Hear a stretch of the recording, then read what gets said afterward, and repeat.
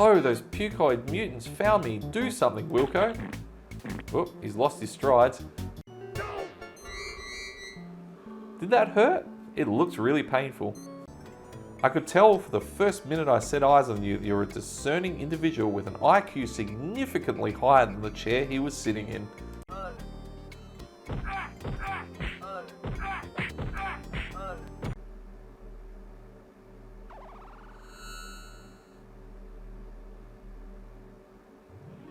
Four out of 5 doctors agree that beaming into a toxic atmosphere without proper equipment can be hazardous to your health. Hey there everyone, and welcome back to the channel. My name's Matt, and we're continuing the playthrough of Space Quest V: The Next Mutation. Where we left off was we defeated the WD-40 Annihilator android, and we also made our way onto her ship and grabbed a cloaking device. So now let's head back to the bridge and see what comes next.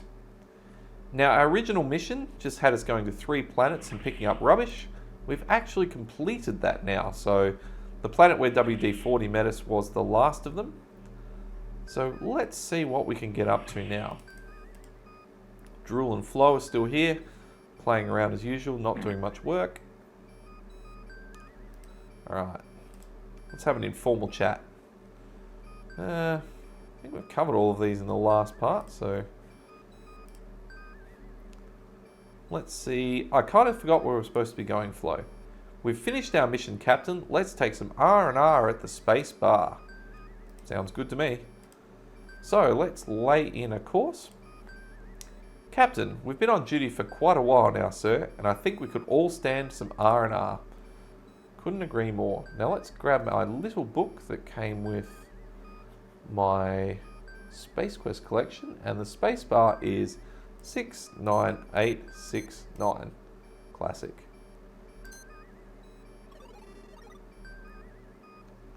Coordinates are locked in. Let's get some light speed happening. So again, as I mentioned in part 1 playthrough, the Star Trek parody is coming through thick and fast in this game. You've got the space bar, we had the space dock earlier. You've got Drool and Flo there, which kind of look like Starfleet ensigns. So you can probably guess that Spacebar is going to kind of follow along with this kind of theme, which is great, really. It is a good laugh. So here we are. We're approaching our destination, Captain. Let's go to regular speed.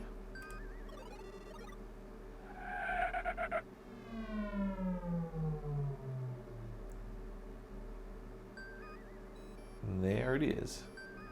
So now, standard orbit.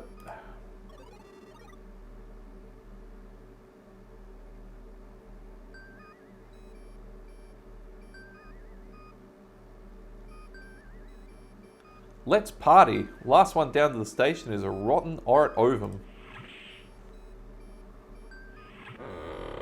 Alright.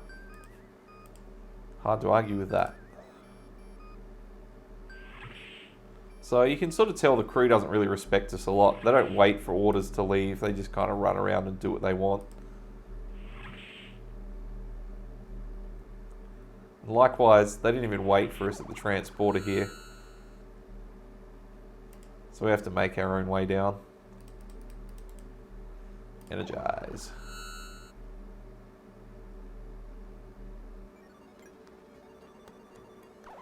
Now take a look at the top right hand side of the screen. And while I'm reading this, excuse me Captain, but I see an old buddy of mine over by the bar. Uh-oh, here we go again. So yeah, up there on the top right, anything look familiar? Maybe an alien and a certain purple shirted person? Let's see if we can look at them. The alien looks vaguely familiar. You can't look at the purple shirted person. Interesting. A scruffy looking space trader is deeply involved with a double Andromeda at the bar. The last time you saw a creature with a mouth that looked like this, it had a big hook in it. Your chief engineer is having a drink with a member of the Goliath's crew. So the Goliath is Captain Quirk's ship. And over here, we have Flo and Drool. So let's go take a seat with them. Let's see what transpires. Oops. No, that doesn't work. Nope. Nope. Thought you could just walk up here.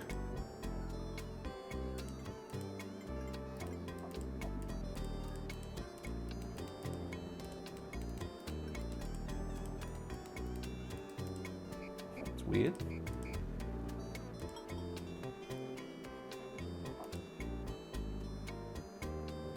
There we go. Yeah, the point and click in SQ5 is a bit finicky in places. Hello, I am your cocktail waitress analog. Bzzzt. What's your poison, humanoids? I'll have a double bourbon on the rocks. I'll have a fuzzy nostril. And give me a green goblin. Here are your bzzzt drinks. The charges will be deducted from your Starcon account. If you feel the urge to hurl, please feel free to use the restroom, humans.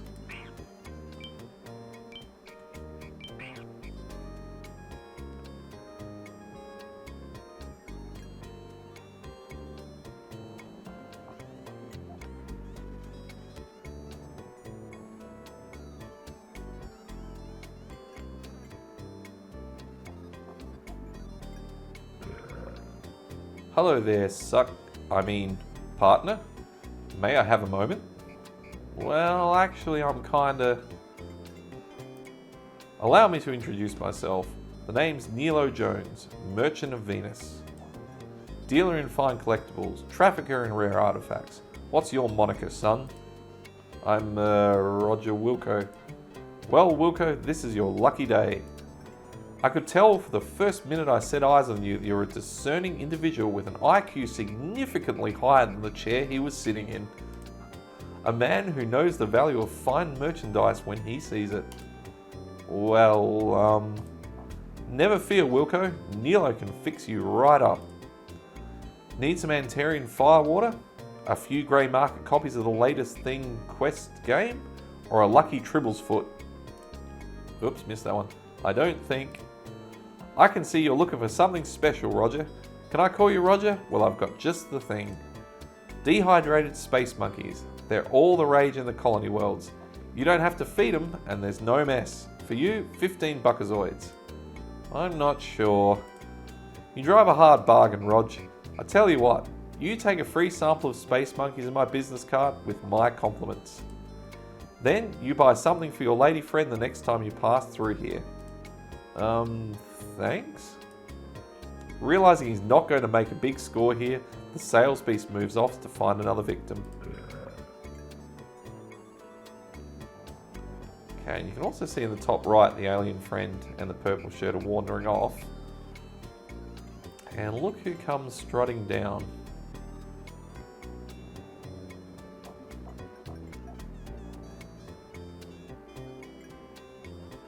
Well, well, well, look who it isn't. Buzz off, laser brain. Enjoying your new commands, trash man? I recommended you for the job. That's sanitation engineer to you, crumb. Ooh, an aristocrat. I bet Ambassador Wankmeister will be really impressed. She and I are having a great time working together, closely, on the Goliath. Quirk, you have the looks of an orat and the manners to match. Why, you little... I could have you brought up on charges for that.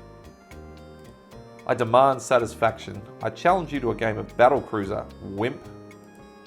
Fine, I'm going to kick your aft side into the next quadrant, Quirk. Ha, we'll see about that, broom jockey. This is kind of like going for a duel or something.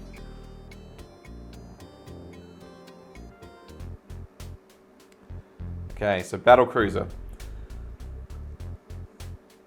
Battlecruiser is basically just a rip-off of Battleship, except it has 3 quadrants. So if we play, we have to put our starships, so I think there's 4 of them, but we can place them in any of these grids over any 3, not quadrants rather, sectors, because there's only 3 of them. So in sector 1, I'm just going to put my, I don't know what it is, I think it's an outpost. Put there, go next. I'll put this rocket ship in sector 2. We go next. Some sort of battle cruiser. We go next.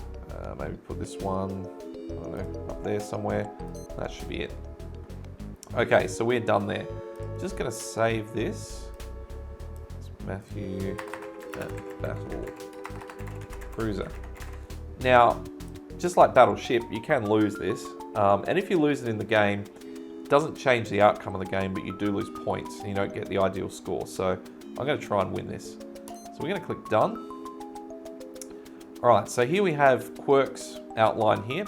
So we've got 1 through 10, A through J, and we can't see anything in any of the sectors. Now, unlike Battleship, you have these things called probes, which will basically send out a beacon and it'll alert you if anything is present within the radius. So I'm just going to send a probe just here. Sort of see that pattern comes out, and there's 3 of these dots.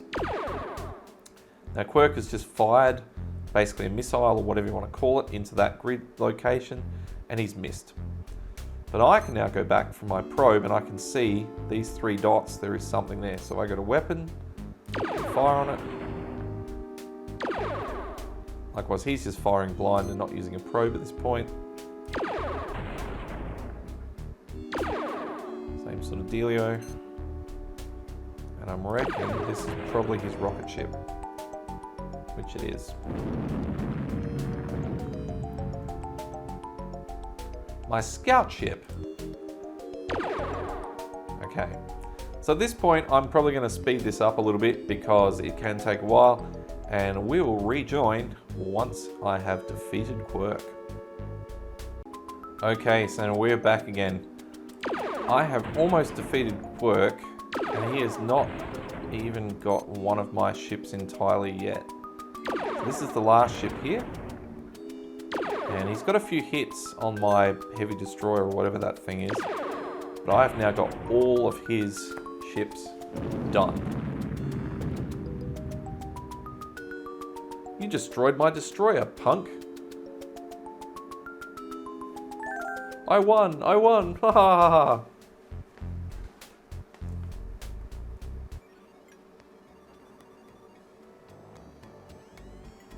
Why, you dirty no good?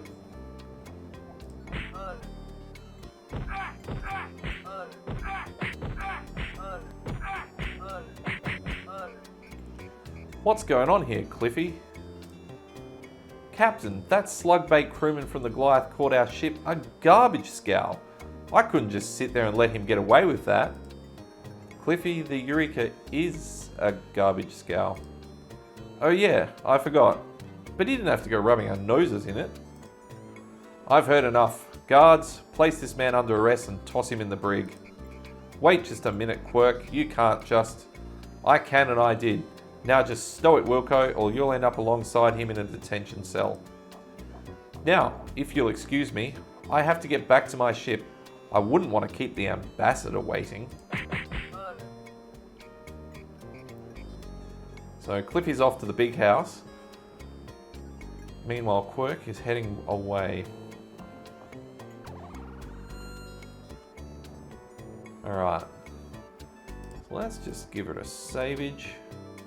This one will be Matthew after battle. Cruiser. Alright. So let's just find out where Cliffy went.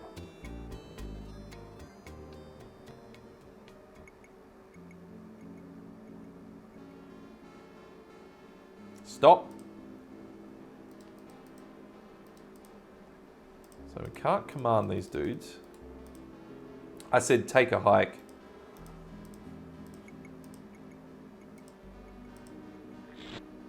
No!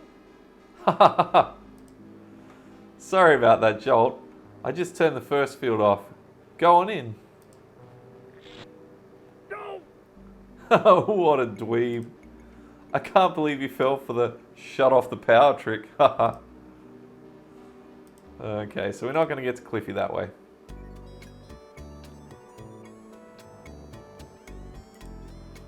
Let's sit down with these two and see if they've got any ideas.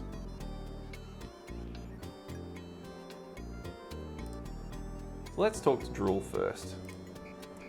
Why did you say, uh-oh, here we go again when we came into the bar?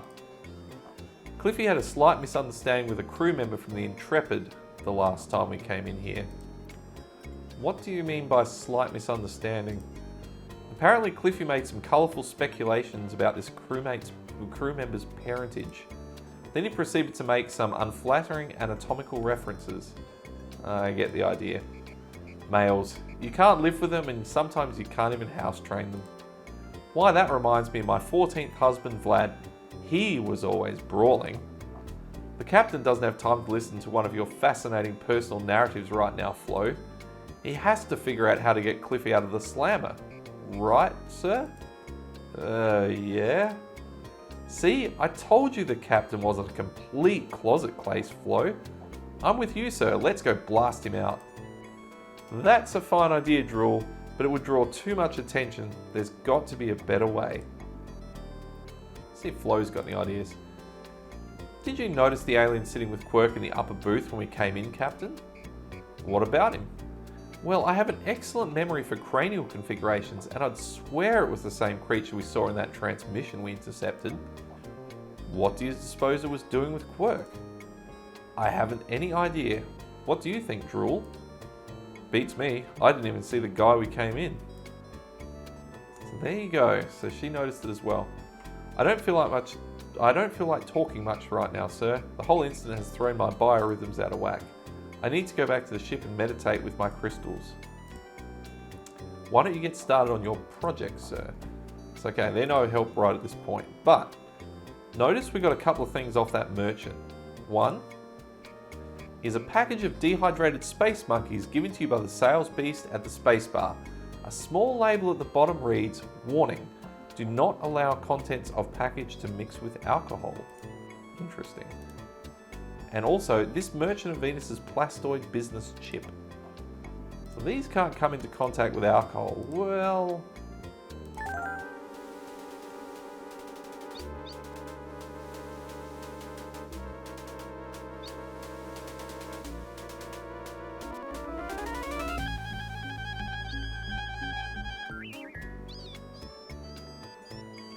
Who's the moron that let all those dang space monkeys loose?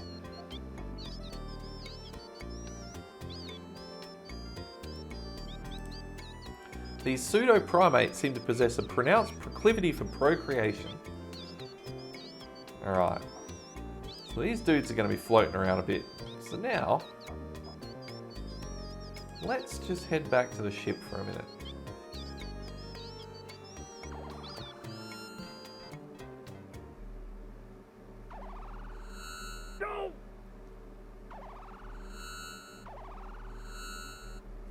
Let's grab our little friend Spikey here.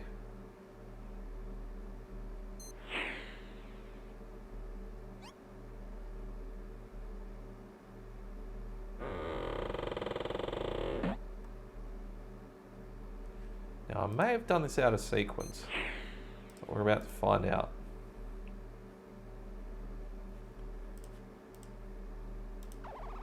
Nope. Okay, so we've been back down with Spike. Now what was Spike doing when we first met him? Well, he was running around, peeing on the deck plates and putting holes in the ship. Maybe he can be useful. So I'm outside the airlock on an EVA and I hear the phone ring. I've got to climb in, cycle the airlock, decontaminate, climb out of the pressure suit and run to the phone. I hate that. Turns out it's one of these new phone companies wanting to switch their galactic long-distance carriers. He's talking about all these big savings if I can just switch from Sprint to TTNA's Friends and Aliens plan. Okay, TTNA is like AT&T. Can you believe it? What did you tell him? I said, no way, it just isn't worth it.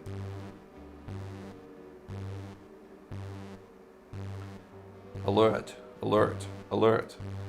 Come on, let's go see what it is. Maybe we'll get to beat somebody up. Alright, so the space monkeys have made a nice little diversion here. So let's go to Cliffy. Oh, okay. Let's turn off the force field. And let's go to Cliffy. So if we have a look here. Cell appears to be as empty as the orb atop of your shoulders. Okay, here's Cliffy. So, let's just do a quick save. Cliffy. Okay. So, they'll have absolutely no beneficial effect on the lock mechanism. So you can't really unlock this thing.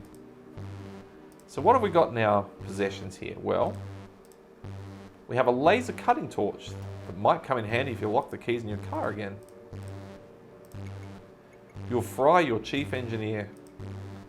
So that's no good. Then we have Spike. Your faithful but not completely house-trained companion, Spike. Let's see what Spike can do.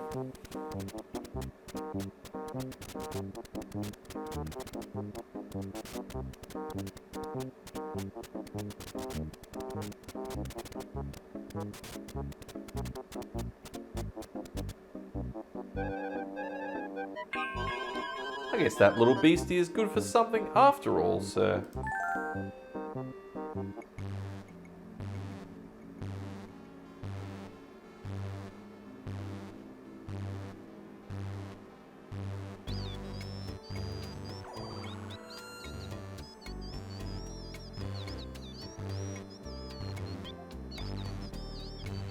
I'm hurrying, I'm hurrying.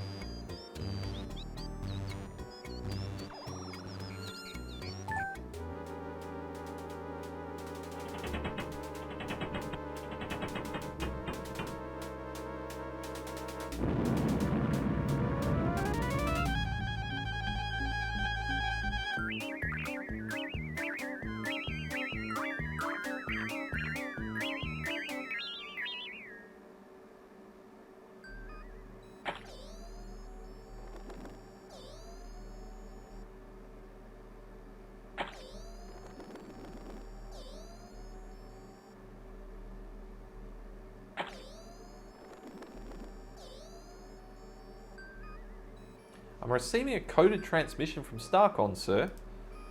We are ordered to proceed to Clorox 2 for an auxiliary garbage retrieval mission, sir. Okay. I always liked the little windscreen wiper out there and the little space monkeys. That was always kind of fun. Alright, so going to Clorox. Now let's get my little manual here. Oh. 90210. Beverly Hills. That's where I want to be. Okay, coordinates are locked in.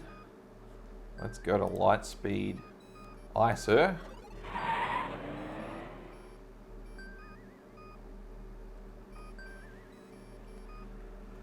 I think Clorox is a play on the bathroom cleaner Clorox as well. They love putting parallels in with this game.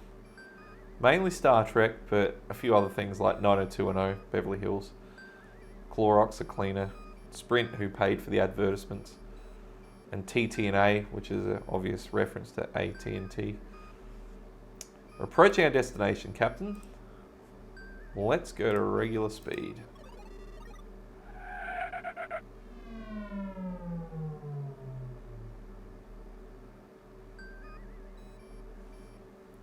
That's strange. I'm not tracking a waste beacon. Maybe we should investigate. I can put us into orbit to take a closer look, Captain. Sounds like a good idea. Standard orbit. Alright, so remember again from our Starcon aptitude test, it's always a wise idea to scan the planet. So let's try and hail the planet first. Strange. There's no response from the surface, Captain. Maybe we should call Starcon. Probably not a bad idea as well.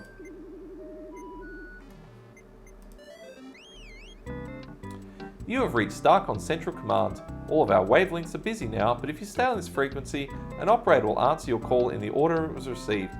Currently, you are number 2856857875333. Okay, so we're not going to wait and hold that long. Now to scan the planets, I think... So the green button here's the science officer. Oh, it's Cliffy. He can't do anything. No, forget it. Try the orange one. So, our science officer, WD-40, is now ready for action. So what function may I assist you with, Captain? Scan the planet. Atmosphere, nitrogen, oxygen, carbon dioxide. Gravity is 0.097 normal. Average temperature 27 degrees Celsius. Life forms indeterminate readings. The planet can support oxygen life-breathing forms, sir. Do you require anything further, Captain Wilco? Scan for ships. No ships in the area. All systems are functioning with established parameters. I recommend we send an away team to investigate the fate of the colonists, Captain. That is all. Okay, so Cliffy has put her back together. If you didn't press the button here, it's not the end of the world. You'll see her when you walk into the transporter room. This looks a little suspicious. I better go down with you. Meet you in the transporter room, Captain. So Drool loves combat situations and stuff like this, so he'll always volunteer.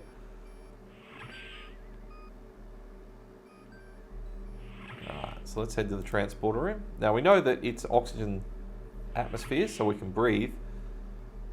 But it's always wise to check, because later on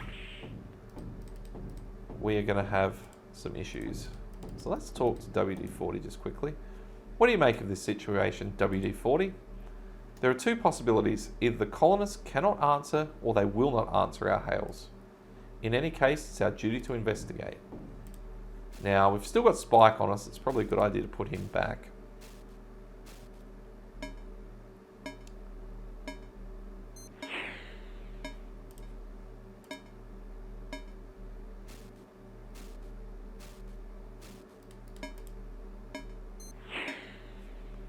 Awesome.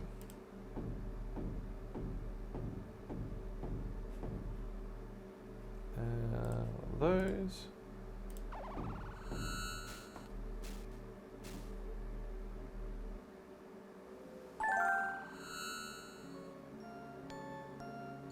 This may be dangerous, Captain. Let's split up so we can cover more territory. Don't you think we should stick together? Only if you make a quick wardrobe change, sir. Now isn't the time to play fashion critic Drool. It's just that your shirt is so, well, red, sir. It's bad luck. So if you're a fan of Star Trek, you'll always remember in the original series, the red shirts who beamed down were always the ones that got killed. And no one wearing a different colour would ever get killed, pretty much. So that's just the classic red shirt reference. Alright. So we've got a lot to cover on this part of the planet, so let's just give it a save. Call this on Clorox. Alright, let's start looking around. Rolling along with the tumbling tumbleweeds. Abandoned mining tools and machinery are strewn carelessly about as if their owners left in a hurry. Scorch mark attests to the recent use of the colony's shuttle pad. Hastily sealed up buildings indicate rapid abandonment by their occupants. So you can kind of tell this looks like it's been left in a state of disrepair, and whoever was here left very quickly. Two terrestrial moons, named Larry and Mo by the colonists, are visible above the horizon of Clorox 2. So in the north, Drool is checking, so we don't go up there. But if we head to the east here, kind of in this cratery looking thing. And what have we got here? A suspicious looking object which you can't quite discern from your present location is wedged in the rocks above you. Baby, don't you rock on by. Classic. Alright, so there's not a lot to do there. So, when I was younger, this was a real pest and I could never figure it out. But to get up to the top, you have to actually go here, kind of to the left. I can't remember if you do it from the lower level or you do it from the upper level. Let's try it from the lower. We'll see what happens.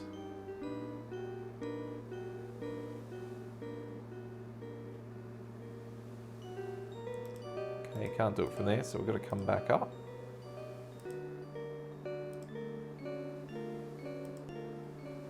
Yeah, because if you don't actually examine this object properly, you're kind of at a massive disadvantage because there is a big hint on here, and unless you've got a walkthrough, you're kind of in trouble without it. Yeah, you just got to hug the rocks right at the edge. So we can already see it says Genetics Primordial Soup. The canister bears the phrase Primordial Soup and the logo of the Genetics Research Corporation.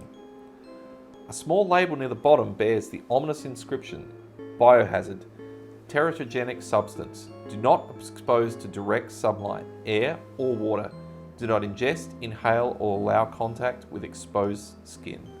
Another fine product from the Genetics Research Corp, 41666 Sector G6.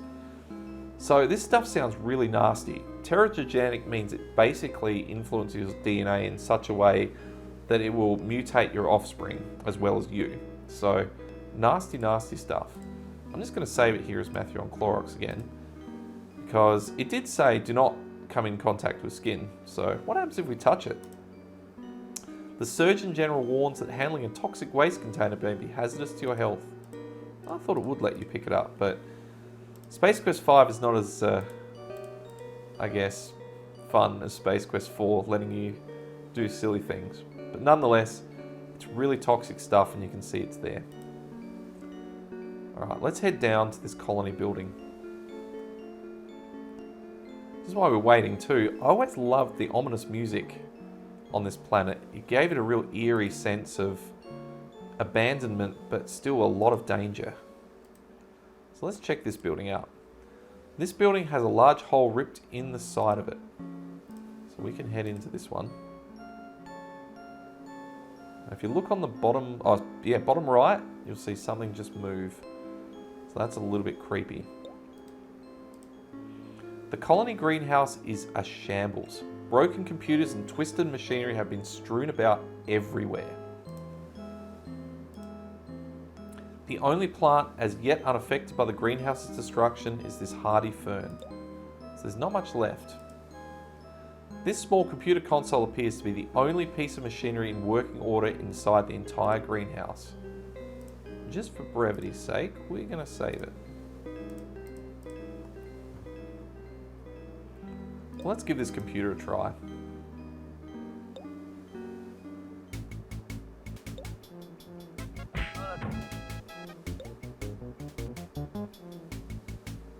Well, well, aren't you an ugly one? I was once ugly like you, but look at me now. Perhaps I can make you pretty like me. Now try and dodge my death loogies, monkey boy. You know, a little hemorrhoidal ointment will clear that rash on your face right up. Now get off me. So you have to dodge his spit. Now I'm just going to let one hit me just so you can see what happens. But you basically get nice reflexes. Try ducking next time and you turn into this kind of mutated looking weird thing. So that kind of gives you a clue as to what happened to this guy. So let's do this again, except this time, let's dodge the death loogies.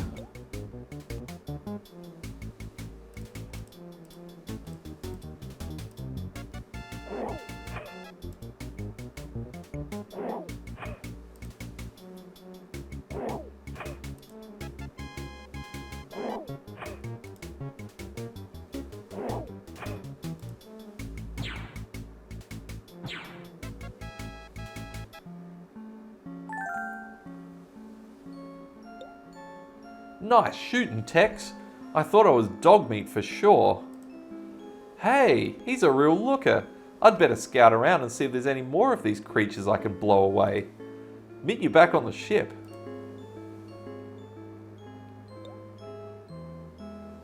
He's undergoing some kind of metamorphosis.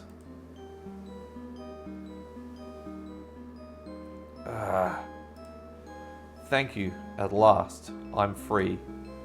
What happened here? Entire colony, mutated. Bad soup, secret path, over the ridge. What a bunch of gibberish. So we've already kind of found the secret path over the ridge in the little canister just by, exploring and trial and error. But nonetheless, that gives you an idea that the whole colony became mutated because of this stuff. Now notice when he ran and jumped on us, he dropped something. So let's just go grab it. And let's have a look at what that is. The battered scrap of... The battered scrap of appears to have some writing on it. I think it's supposed to say the battered scrap of paper appears to have some writing on it. A little bit of a typo there. So 80869. So let's use this computer, which is what we're trying to do. Enter access code 80869. Alright. Personal log, Clorox 2 Colony Administrator, Harry Carey, stardate 3012.68. Something very strange has been going on here in the colony since the Goliath's last visit. A small survey team is a week overdue and there have been reports of strange creatures roaming the Badlands. No doubt it's just a bit of cabin fever by the more imaginative types, but I am worried by the disappearance of the survey team. Stardate 3015.68. I'm becoming more and more alarmed. The search party dispatched to learn of the fate of the survey team hasn't reported back for more than 50 hours. Fear spurred on by more wild rumours about the creatures has the colony on the verge of panic. Stardate 3016.68. God help us. A band of the hideous mutant creatures attacked the colony last night. Very few of us escaped the massacre and I have been wounded slightly. There is no doubt that these creatures are intelligent and even appear to have a rudimentary understanding of technology. They have captured the shuttle pad, cutting off our only means of escape. Using my personal passcodes, I have sealed the colony so that the creatures will no longer be able to get into any of the undamaged structures. Stardate 3017.68. I'm in agony. The wound I received burns like fire. An hour ago, the mutant creatures blasted off in the colony shuttle. As they climbed the boarding ramp, I got my first good look at a creature in daylight. It was hideous. The tattered rags he wore were the remnants of a survey team survival suit. I have a terrible suspicion about the fate of the colonists. I am now utterly alone on this planet, dying, I hope. And that is the last log entry. So it appears that after the Goliath's visit, a survey party went missing, a search party went after them, which went missing, and then these mutant creatures which bore the resemblance of the survey party and, I guess, the search party with their tattered rags, came back and then stole the colony shuttle. So that kind of says the Goliath may have been here doing something. Maybe it was dumping that genetics primordial soup material. Maybe that alien we saw in the spacebar was actually some sort of waste dealer that wants to dump this stuff. All very ominous. Anyway, there's not much more we can do here, but we now have the code to get to genetics. 41666, if I recall correctly. So now we can leave. None of the other structures you can get into here. But we have to come back up here to beam out.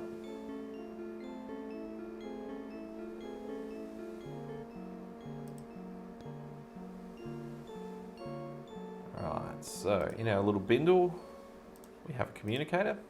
Starcon standard issue PCD, personal communications device. Let's give this one a crank. Oops. Gotta get in the right spot. Maybe I have to do this. No. There we go. This is Eureka. Go ahead, Captain Wilco. 1 to beam up, flow. Oh great, just when I was finally starting to unwind up here. Man, the crew is lazy sometimes. No!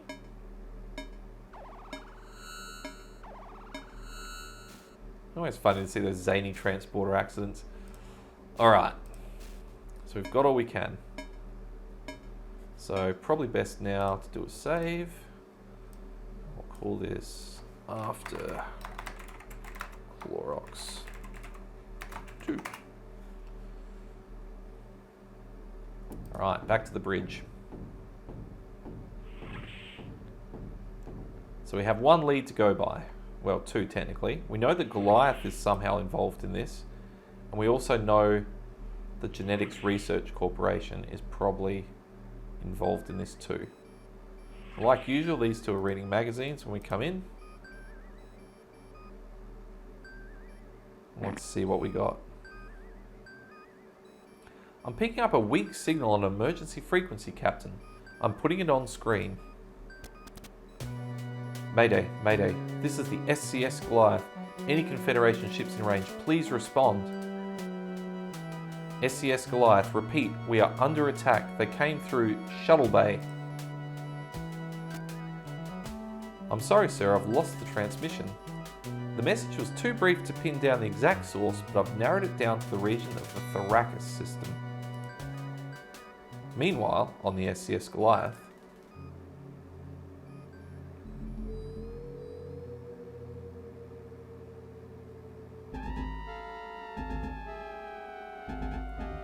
love that thing at the top there, today's special burger with bun. But anyway, okay, so we've narrowed it down to the Thoracis region. So, just for brevity again, I'll just save it here.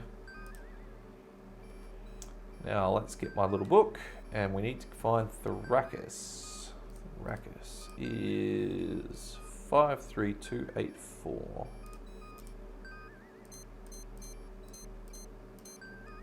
Awesome. And let's get underway. Okay, so you notice that Quirk said they came through the shuttle bay. That is a big hint. Remember, the colony down there had their shuttle stolen, so it stands to reason that the people from Clorox have intercepted the Goliath and then infected their ship. So we need to be a little bit careful. One other thing you may be thinking is that Ambassador Wankmeister is also on that ship, who is the future wife of Roger Wilco. So that could complicate things.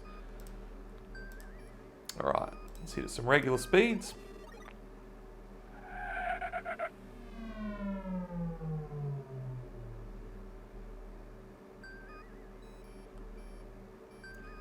No readings for the Goliath, Captain, but I am picking up an escape pod locator beacon on the planet's surface.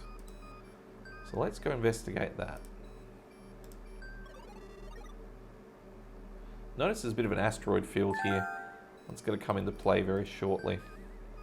Now I think it's very wise at this point, again, with the aptitude test, let's do a planet scan.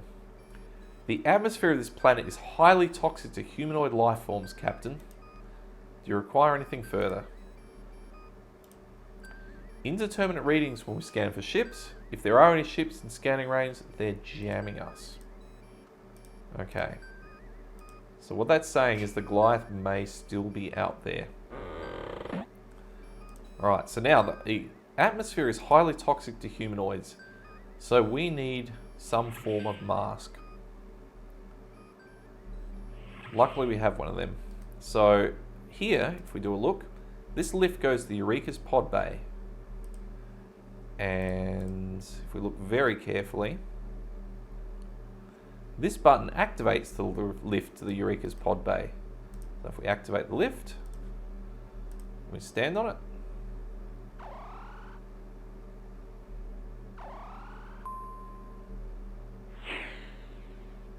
Alright. Cliffy's banging away on something there as usual. So now, we have a look around here. This compartment is used to store the rebreather masks. So that's going to be very helpful. Alright, so if we go to this little panel-y thing here. So we have a few buttons: airlock, elevator door, pod rotation, and intercom.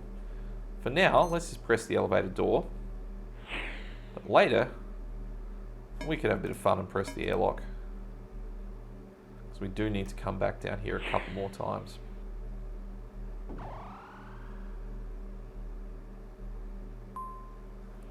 Excellent. So now,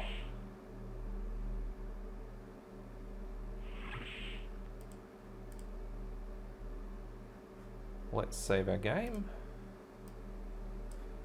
Call this one at Rackus.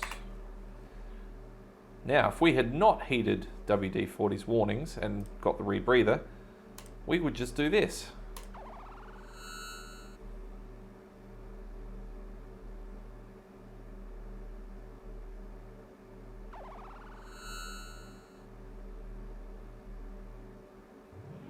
Four out of 5 doctors agree that beaming into a toxic atmosphere without proper equipment can be hazardous to your health.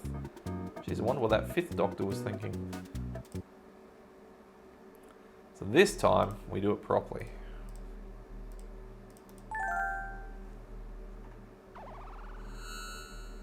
Pretty nifty little rebreather, quite small. Okay, so here we are on Thrakus. The interior of the craft is not visible from your present location. All you can tell here is that it looks like an escape pod. Huge fungi resembling giant mushrooms proliferate in the warm, moist environment of this planet. So we need to wander around here. Ooh, looks like a bug thing. A slimy gastropod slugs his way up one of the fungoid stems.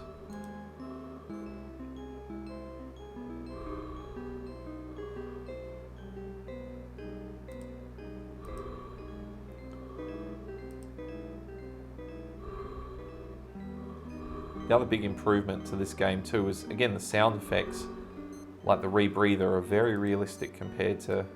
Not that Space Quest 4 was bad, but they were a huge improvement. Now, just for fun, you can see this thing looks really hot because of the striations coming off it. But if you touch it... Did that hurt? It looks really painful. Kind of funny. So we need to just look inside. Now you can see here it's upside down and dangling. This frock probably belonged to the recent occupant of the escape pod. And being a frock, you probably guess what that is. Now here we have this little beeping light.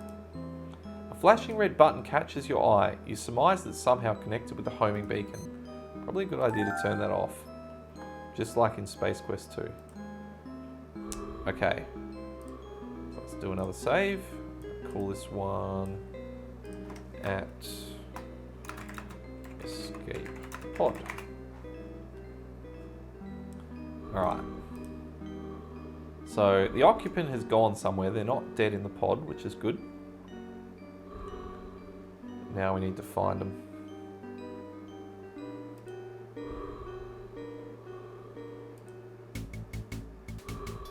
Hiya! No!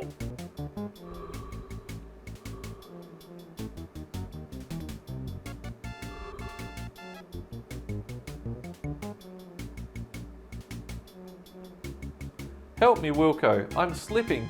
If only you had something for me to grab onto.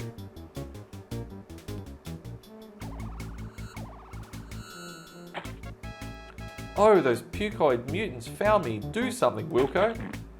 Oh, he's lost his strides. Ugh. So she's been hit. Now she needs something to grab onto. Now here we have a few things, like the stick, but it needs to be something a bit flexible. So her frock is probably the best option here. Now she'll climb up. And here we are with our pants down. Now, a little trick here. I'm just going to save it. And we might go over escape pod. We'll call this at ambush. Now, if you just hang around here, basically nothing much will happen. And these guys will keep firing off their little squirter things. I think they're like super soaker guns. Eventually, B will throw us this little branch, or vine. So we climb up.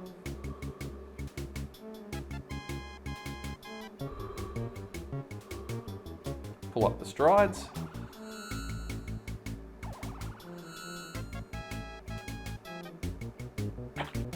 But unfortunately at that point we are done. Some space hero you are. Sheesh, you couldn't adventure yourself out of a damp cellulose container without third-part intervention. Classic. Basically, you couldn't get yourself out of a wet paper bag. Alright, so if we go back to add ambush, there's a key thing you have to do here, which is use your communicator to inform Flo of your situation. So Flo, have Cliffy beam us out of here. It'll take a few moments to recalibrate the beam out coordinates, Captain. Please hang on for a minute. That's what I had in mind. Uh-oh, Cliffy says your present orientation won't fit within the containment field of the transporter beam. There's a clearing a few meters from your position. Can you make it there? Do I have any choice? Not really. Eureka out. Alright, so that gives the Eureka a heads up. And then if we now grab the vine,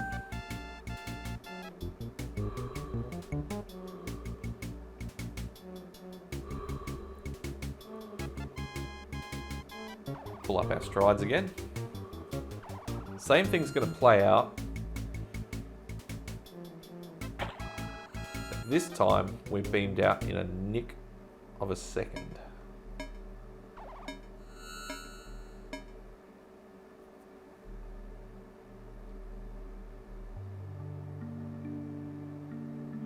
Ah, sorry. I tried to kick your butt back there on the planet, Captain Wilco. I thought you were one of those pucoid mutants. Call me Roger, and don't worry about it. I don't think I'm going to make it, Roger. One of those bastards nicked me with that awful primordial soup. Don't worry, we'll fix you up. There's got to be a cure. I'm afraid not. The only thing you can do is to slow down the mutations by putting me into cryogenic suspension. Beatrice, you're asking me to freeze you, and we were getting along so well. I must admit, I thought you were a real putz back at the academy, Roger. But you turned out to be an okay guy. Maybe even more than okay. But we don't have any time for that now. I'm probably not going to make it, and those pucoids have to be stopped before they trash the entire Star Confederation. How? The Goliath could be parsecs away by now. We'll never catch them before they reach Starcon. They aren't going to get far without this. It's the Goliath's warp distributor cap. B, you're a genius. I know. Now put me in the cryo chamber, quickly. What the... Who's that, Captain? Ambassador Wankmeister. She escaped from the Goliath. Their entire crew has been infected by some strange substance and they're turning into hideous pucoid mutants. We've got to get her stabilized before she turns into one herself. What should I do? I'm an engineer, not a doctor. You better do something quick though, sir. She's starting to look a little green around the gills. So at this point, a really quick save is required. Call this one Matthew at Ambassador. Actually, let's call it Matthew at Freezing. So there'll be a few ambassadors along the way. Now, there's a couple of things here. If you just kind of hang out and do nothing. So let's just kind of do a bit of a dawdle here. Maybe have a chat to WD-40. Kind of wander over here. Take a look at the door. Maybe even go out the room. You still have a few details to take care of, like saving the ambassador. Maybe let's try and like pick her up or something.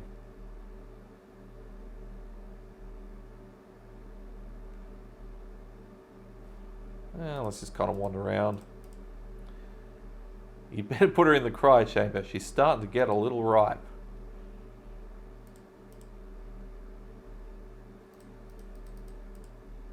Yeah, sure, Captain. I'll get right on it.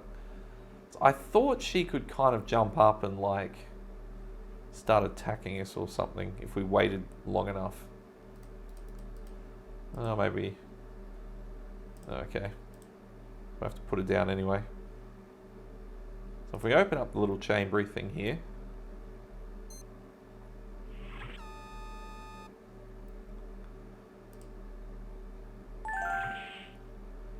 So if we pick her up and put her in the chamber, and if we just kind of wander off, so we haven't actually frozen her, we just put her in there. Won't even let me do that. Oh, I thought there was a way that you could basically have her come up and attack us, but maybe not. Alright. So the monitoring equipment indicates Beatrice is in very poor health. So if we have a look at the cryo chef here, we've got cryo freeze, cook and defrost. And down here we've got some text. Cryo chef cooking instructions. Hot dogs, 20 seconds cook. Coffee, 5 seconds defrost. Defrost? Okay. Freeze the ambassador, 10 seconds freeze. A cheeseburger, 25 seconds cook. Fudgesicle, 1 minute freeze. 5-pound rump roast, 20 seconds defrost. Hot chocolate, 5 seconds cook. Hamster, 20 minutes cook. Oral giblets, 90 minutes cook. And ambassador defrost, 10 seconds defrost. Let's give it the 10 seconds freeze. I wonder what happens if you put longer.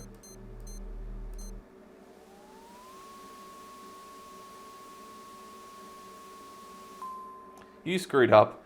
B is now a solid block of ice. There's not much use for a B-sicle. B is dead. In an alternate future, she would have born your son. In the future past of Space Quest 4, your son would have saved your life, but she didn't, so he couldn't, therefore you aren't. Okay. Just for some, like, temporal logic there. So, let's do the right thing. I'm pretty sure... Actually, I think I do remember now. She does jump out and kind of attack the crew, but it's later on when you try and cure her if you dawdle around too long. So we'll just have to wait for that later. Alright, so onto the cryo chef. 10 seconds cryo freeze. Start.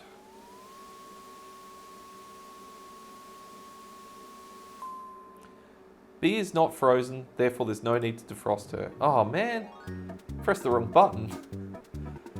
I suck at this today. Alright, third time is a charm.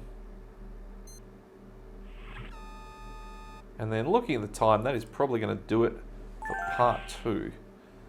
So let's see if I can not screw this up. Put her in the cryo chamber.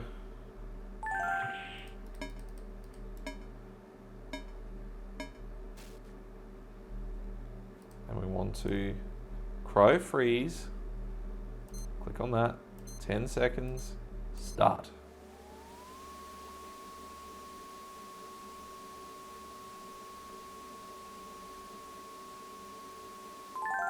B has been successfully placed in hibernation. The mutation process has been slowed, but she's not out of the woods yet. So it's bought us some time. And speaking of time, that is going to be it for part 2 of the playthrough. I hope you've been enjoying this series. I've been certainly enjoying making it. Space Quest 5 is a lot of fun. If you have enjoyed it, consider giving the video a thumbs up. It really does help promote the videos and help the channel to grow. And if you're enjoying the content, please take a look at some of the other Space Quest and other adventure game playthroughs I've done.